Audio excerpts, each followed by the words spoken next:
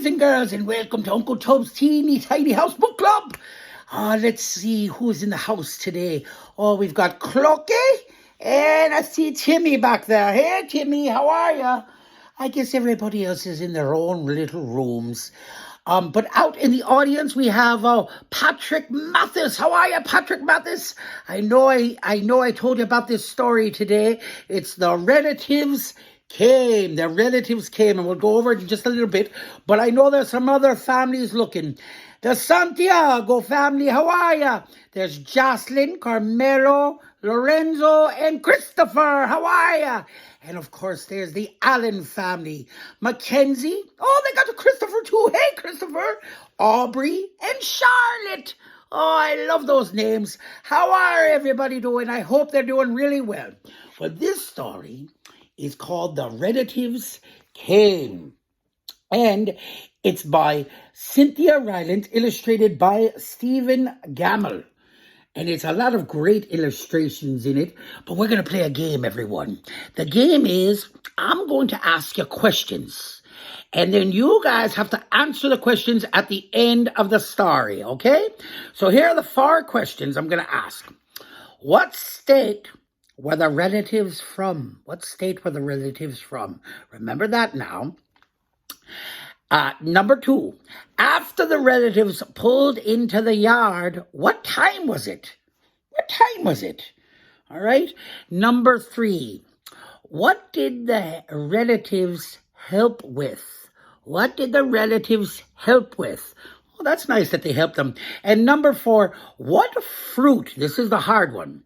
What fruit did the relatives promise the author could eat when she visited them? All right? Now, those are 4 questions. I hope you get them all right. Here we go. Oh, look at that. There's the house. Looks like they live in the country. Oh, and it's a full moon. All right. Here we go. It was in the summer of the year when the relatives came. They came up from Virginia. They left when their grapes were nearly purple enough to pick, but not quite. And there the relatives packed up from Virginia, and they're heading up, or they're heading out to visit. They had an old station wagon that smelled like a real car.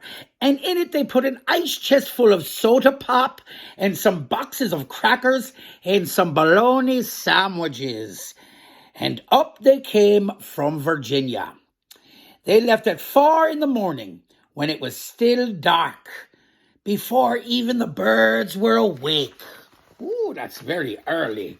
Oh, now they're traveling through. Look at that. They're traveling through peaks, they're going up hills, and of course the mountains. They drove all day long and into the night. And while they traveled along, they looked at the strange houses in different mountains, and they thought about their almost purple grapes back home. They thought about Virginia, but they thought about us too, waiting for them. Oh, it's always fun to have relatives come. Now, wow, this relative can't really drive, can they? Look, he crashed into the fence. Uh-oh.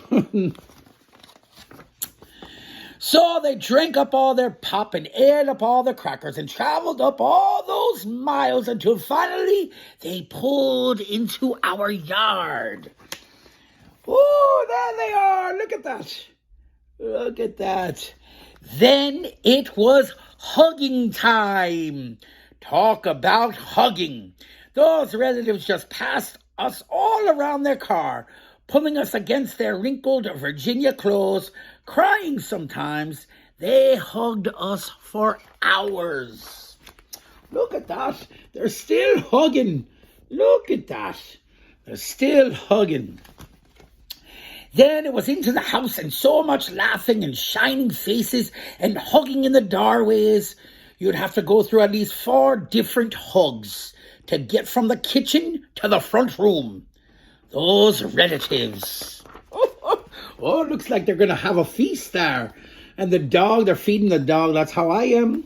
I feed Wheezy. And finally, after a big supper 2 or 3 times around, until we all got a turn at the table, there was quiet talk, and we were in twos and threes through the house. You see, they gathered with twos and threes. Oh, look at this. They're sleeping. They're about to go to sleep.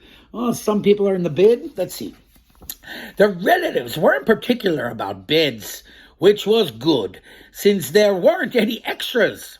So a few squeezed in with us, and the rest slept on the floor.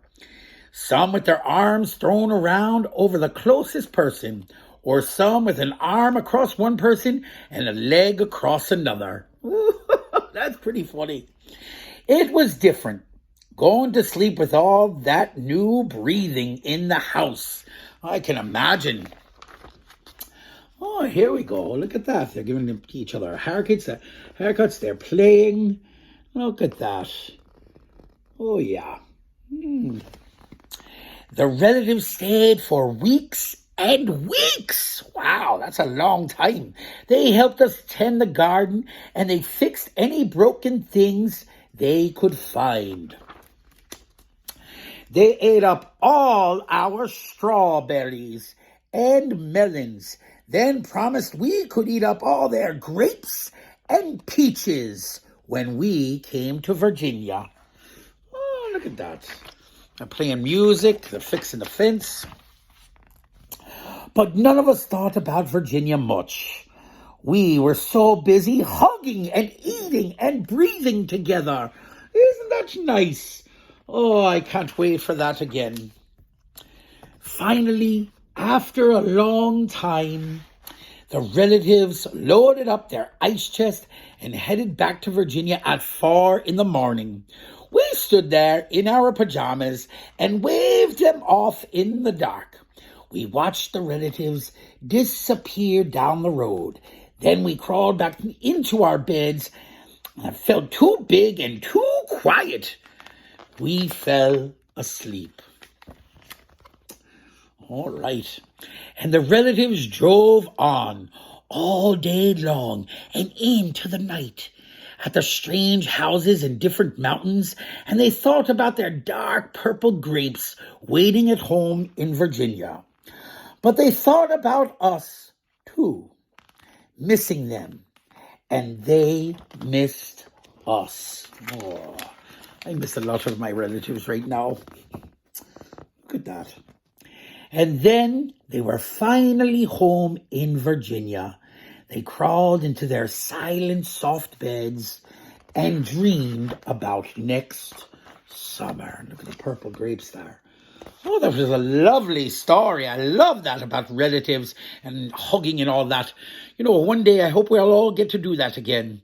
All right, let's go over the questions. What state were the relatives from? Virginia. That's right. Very good. Number 2. After the relatives pulled into the yard, what time was it? I'll give you a hint. Hugging time. Very good. Very good.